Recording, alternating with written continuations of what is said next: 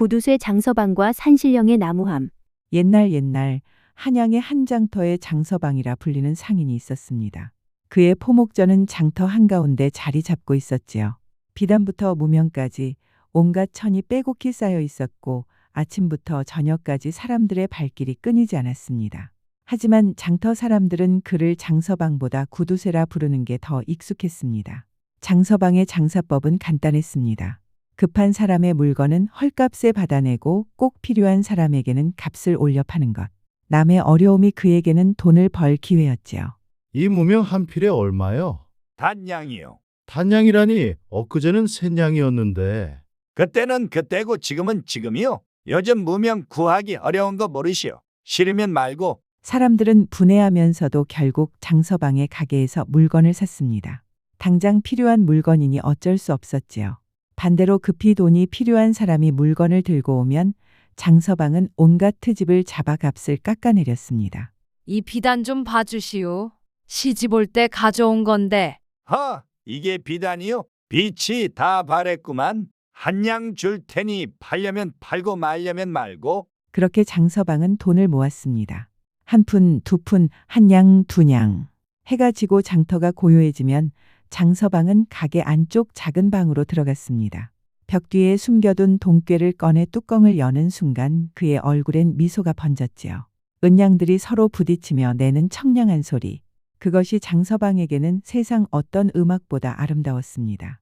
하나, 둘, 셋, 넷. 그는 매일 밤 은양을 세었습니다.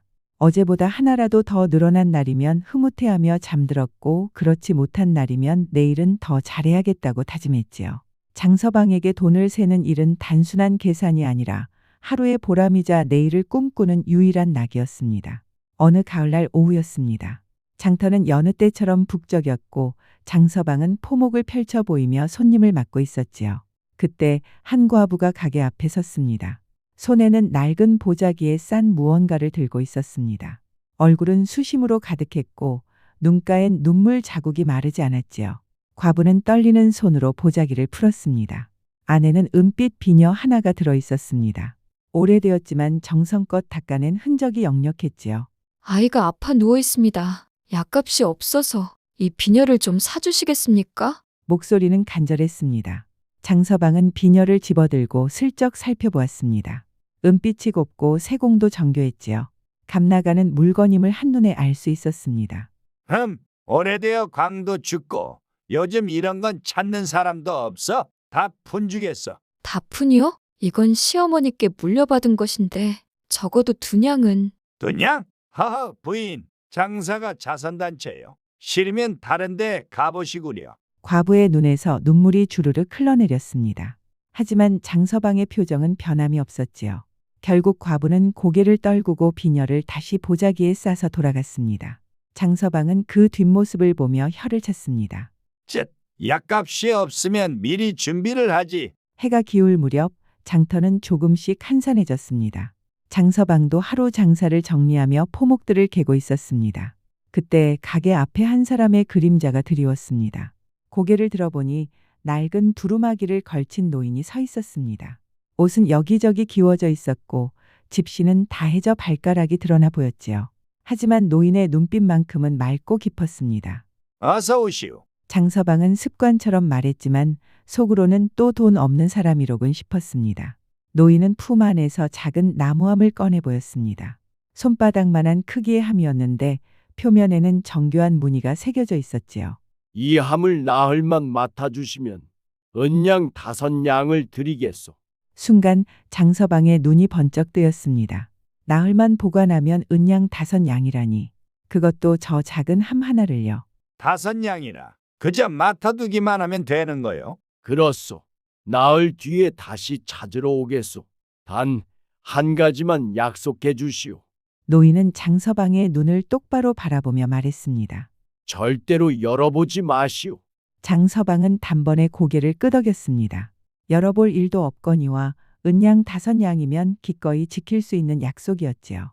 걱정 마시오. 귀하게 잘 보관하겠어. 노인은 함을 건네며 희미하게 미소 지었습니다.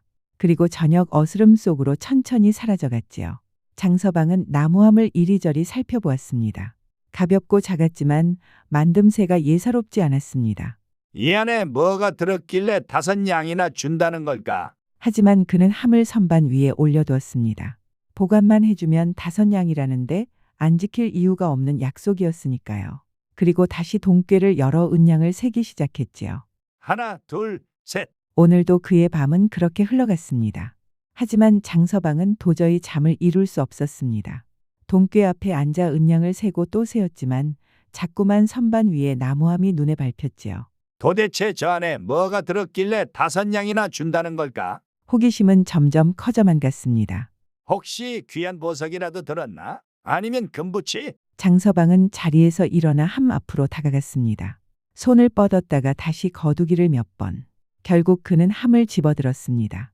잠깐만, 살짝만 보고 다시 닫으면 되지 않겠나? 스스로를 설득하며 장서방은 조심스럽게 함의 뚜껑을 열었습니다. 그런데 안에는 아무것도 없었습니다. 그저 텅 빈 함이었지요. 장서방은 함을 이리저리 흔들어 보고 바닥을 두드려 보기도 했습니다. 하지만 정말로 아무것도 없었지요. 이게 무슨 빈 함을 맡기고 5냥을 준다고? 장서방은 허탈하게 웃음을 흘렸습니다. 늙은이가 정신이 온전치 못한가 보군. 그는 함을 비웃으며 가게 구석에 던져두었습니다. 어차피 날 뒤에 오면 돌려주면 그만이지. 그렇게 하룻밤이 지나갔습니다. 다음 날 아침 장터는 여느 때처럼 붐볐습니다. 장서방도 가게 문을 열고 손님을 맞았지요. 해가 중천에 떴을 무렵이었습니다. 한 젊은 선비가 가게 앞에 섰습니다. 남노한 옷차림에 낡은 책보를 메고 있었지요. 하지만 눈빛만큼은 단정했습니다. 주인장, 실례합니다. 선비는 공손하게 인사를 했습니다.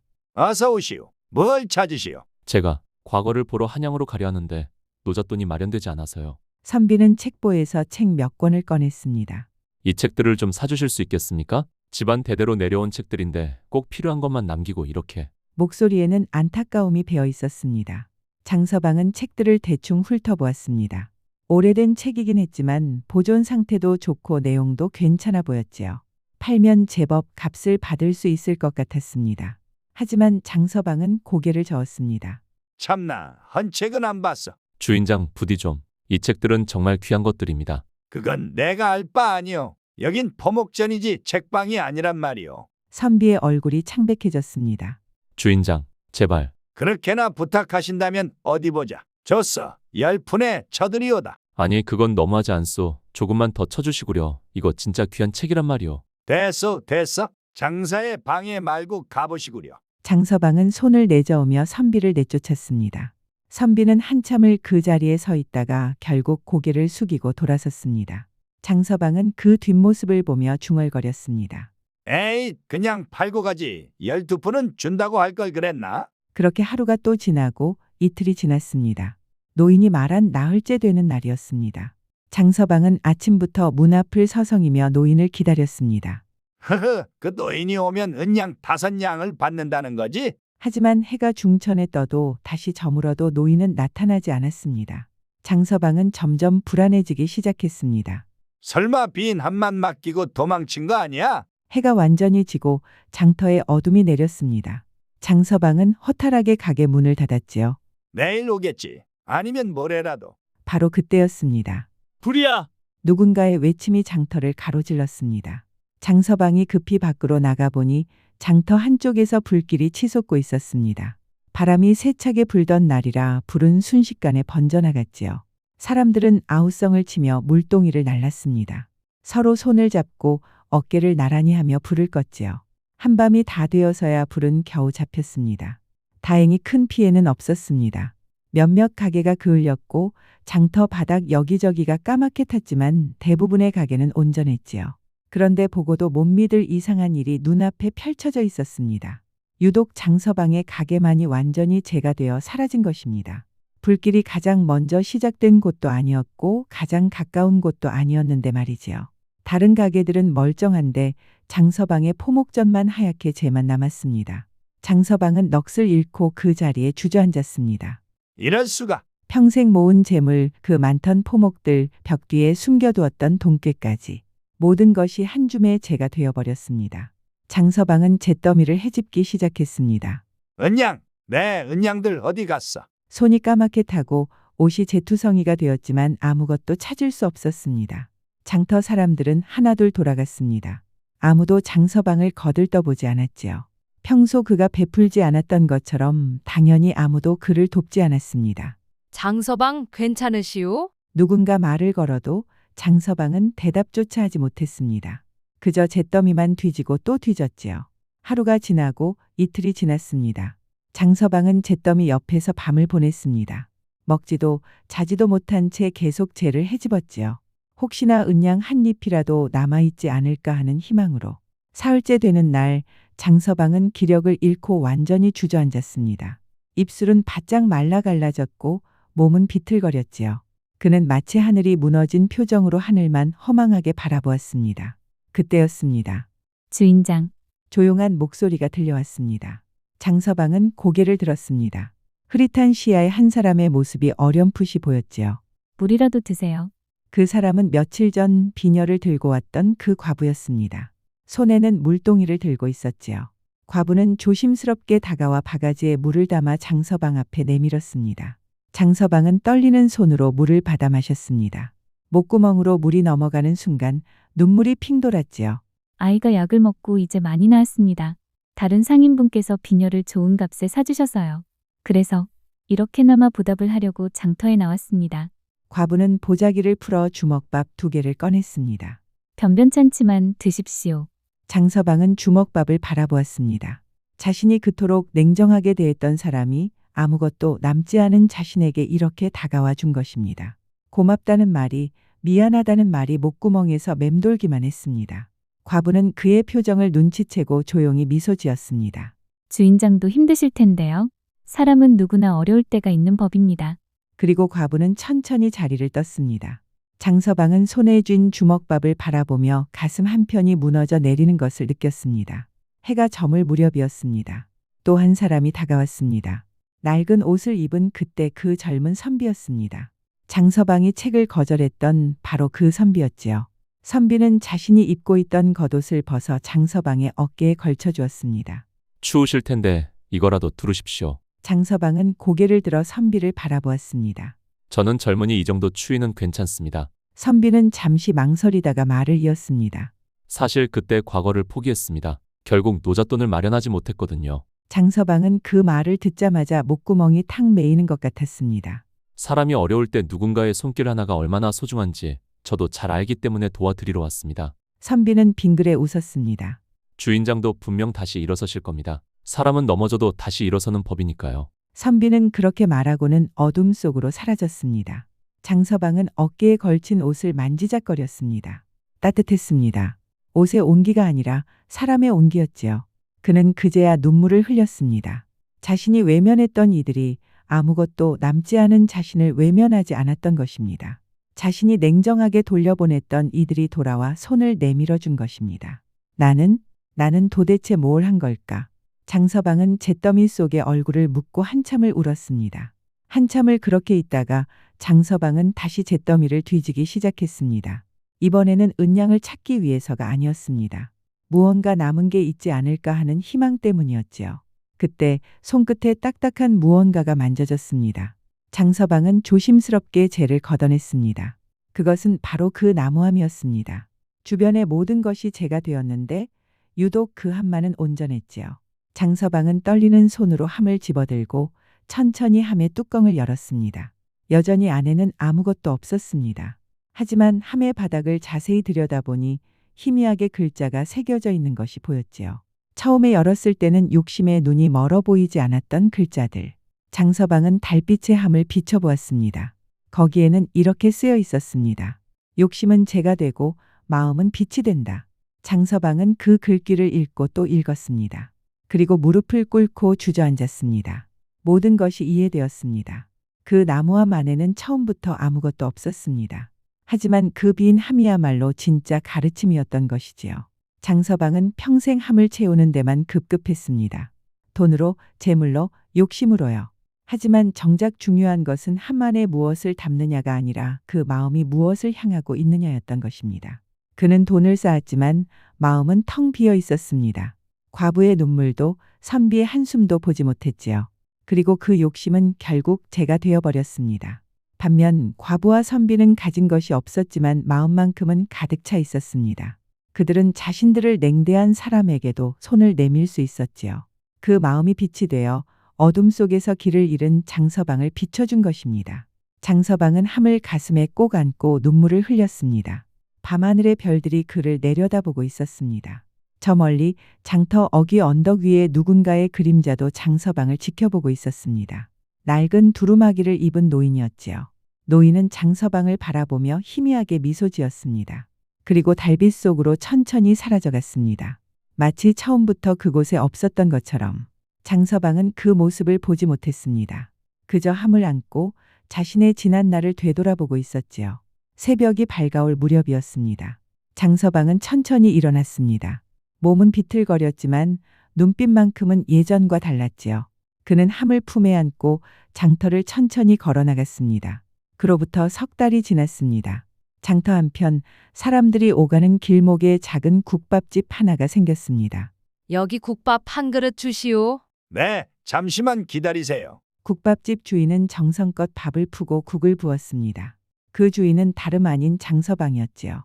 크고 화려했던 포목전은 사라졌고 이제 그는 작은 국밥집을 운영하고 있었습니다. 아침 일찍부터 저녁 늦게까지 그는 묵묵히 국을 끓이고 밥을 지었습니다.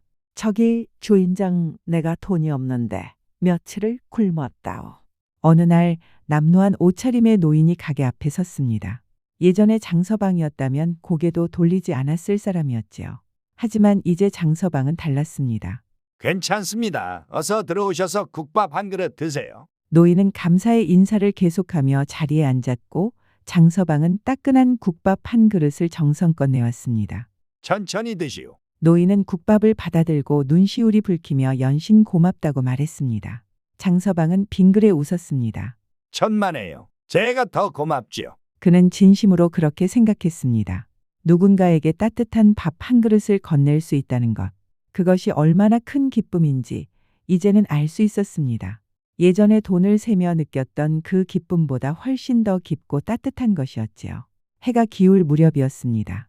문이 열리며 익숙한 얼굴이 들어왔습니다. 그 젊은 선비였지요. 주인장, 안녕하셨습니까?